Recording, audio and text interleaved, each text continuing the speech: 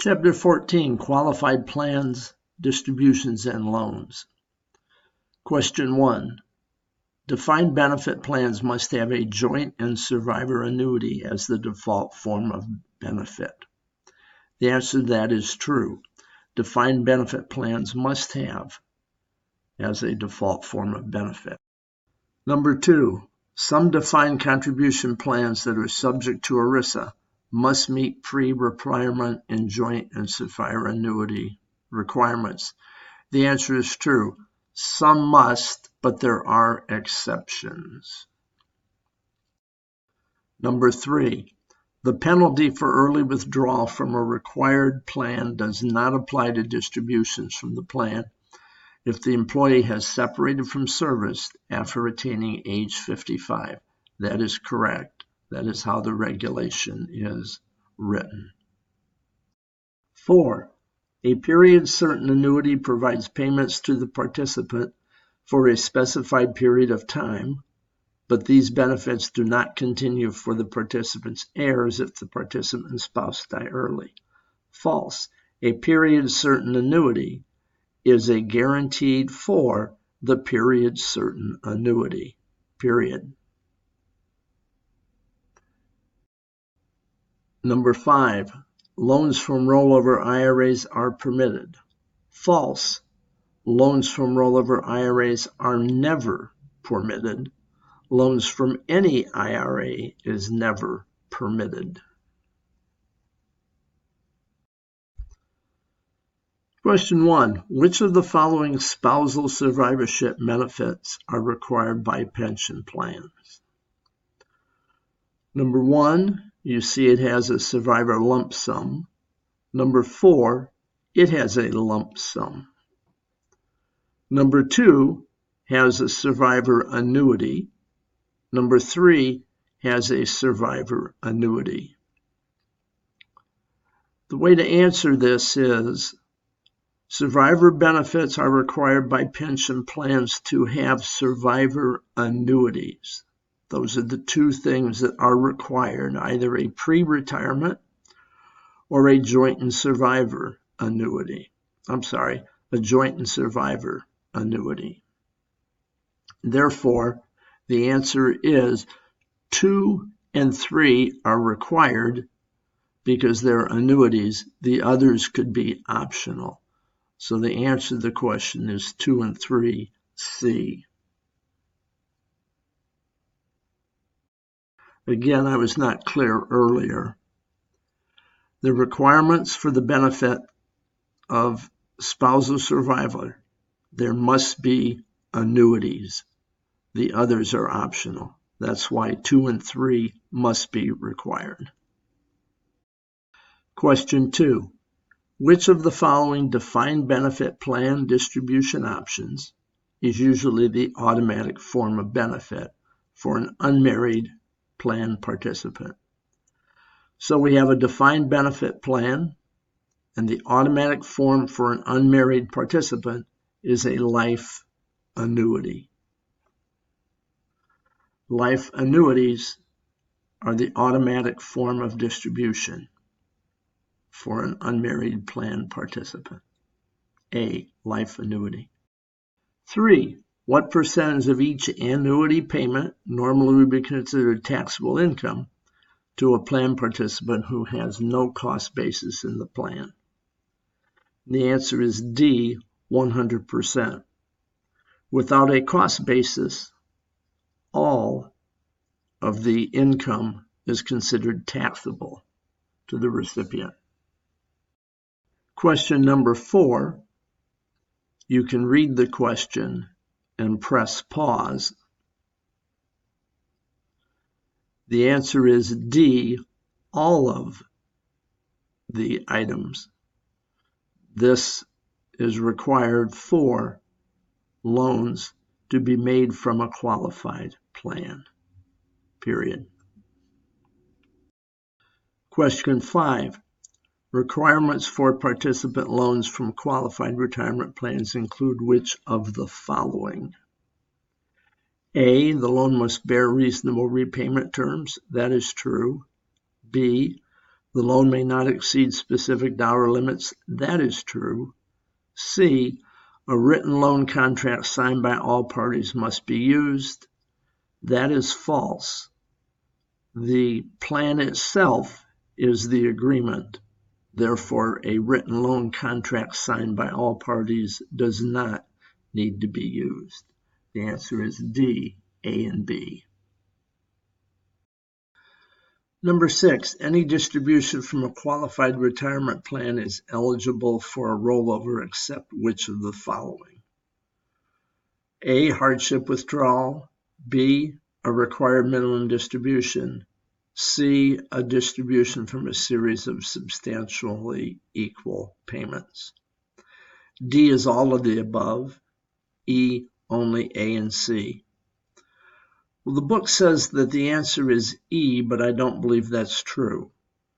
In the text, on page 97, it lists all three of these as not being eligible for a rollover. The hardship withdrawal, a required minimum distribution, or a distribution from a series of substantially equal payments. So I believe the answer is D. All of the above are not permitted and eligible for rollover.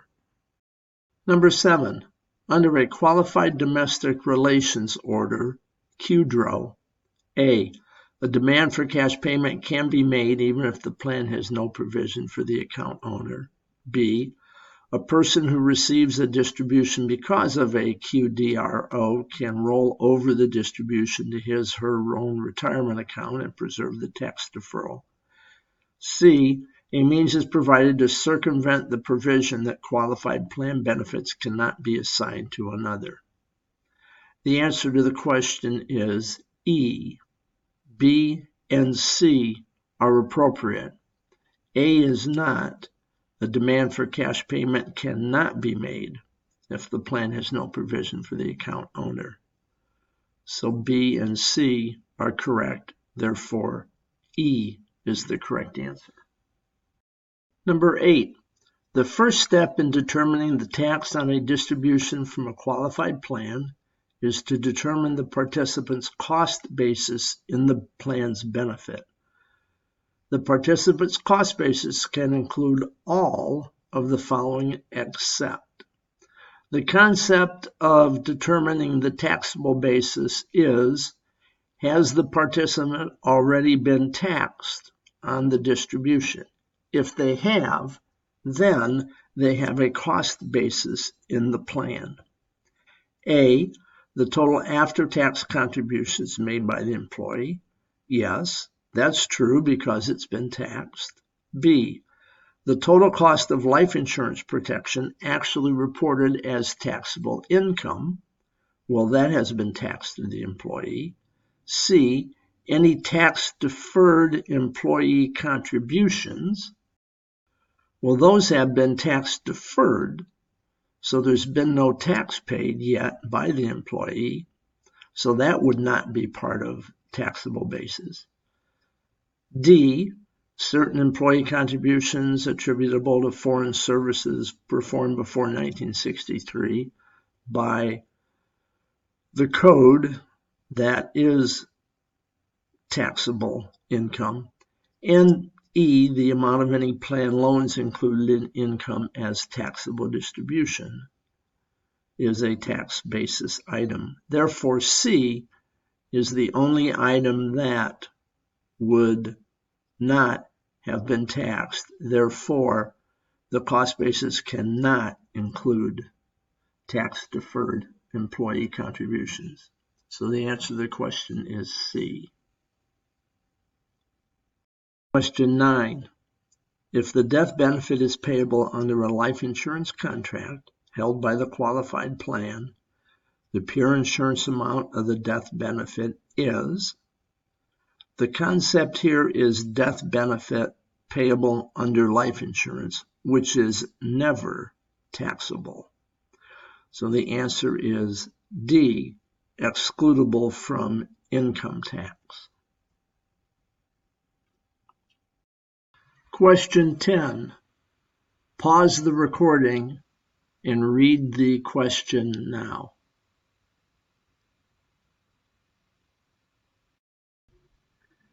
The answer is A, he will not incur any additional taxes.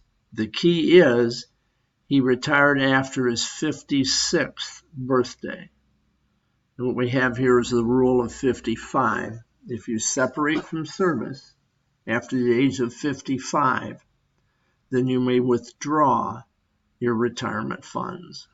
So the answer is A, he'll incur no additional tax because he has separated from service after age 55. One caveat to this rule of 55 is it does not apply to your IRAs. And answer A is explained further. If Johnson had retired and started distributions before age 55, the answer would be C, a penalty. But because he's separated from service after 55, distributions from his employer's plan are not subject to the 10% premature distribution penalty. He still will pay taxes, but not the penalty.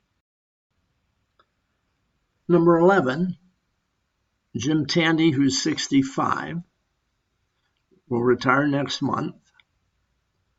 Last month, he withdrew $40 from his plan. Before the withdrawal, he had an account balance of $500,000, and while employed, he made $100,000 of after-tax contributions. So 100 of the 500 he already paid tax on. So that's 1/5. So 4/5, 80%, he has not paid tax on yet. So if he withdrew 40,000, 40,000 times 80% is 32,000 will be taxable. The answer is C.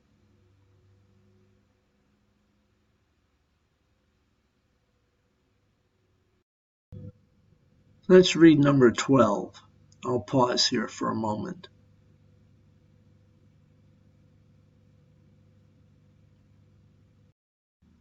The first key is to recognize that this insurance is part of a retirement plan. Therefore, there will be some tax consequences because the premiums are paid with pre-tax dollars. So that's the first thing to recognize. So it's not just simple life insurance proceeds are never taxed, because the premiums are paid with pre-tax dollars inside of the retirement plan. So that's number one key. So we know there are going to be some taxable consequences. The second key is recognizing that in a cash value life insurance plan, there are two components. There's the cash value component, which they're saying here is $120,000, and that's been built by the payment of the premiums. And then number two, there's the pure life insurance, which is the difference between the cash surrender value of $120,000 and $200,000. Of the cash surrender value $120,000, it says Foster's reported $20,000 already on his income tax return. Therefore, what has not been reported is the difference between $20,000 and $120,000, which is $100,000, which is taxable. The pure life insurance portion, the $80,000, would not be taxable. So $120,000 cash surrender value, $20,000 already reported on his tax return. The difference is $100,000 D, which is taxable. So two concepts to remember. Number one, if it's inside of a retirement plan, then premiums have been paid with pre-tax dollars. Therefore, not all of the life insurance proceeds are taxable, but the difference between the cash surrender value that has built and the amount that has been reported on his income tax return, which is why $100,000 is the answer. Number 13, Angela Snyder, age 32, has $19,000 in her qualified retirement plan. The maximum amount that Angela can borrow against her account is, and you can read the choices. Two concepts. Number one, qualified retirement plans may permit loans. This must be written into the plan. Assuming that loans can be made, then there are particular amounts and rules that must be met. One of the rules is that you may borrow up to 1/2 of your balance, which can go up to $10,000. So even though 1/2 of her balance is $8,000, 9,500, she may have a loan up to $10,000. The only caveat is it is possible that additional security may be needed, but that's a minor point. So the answer is $10,000 may be borrowed against her account.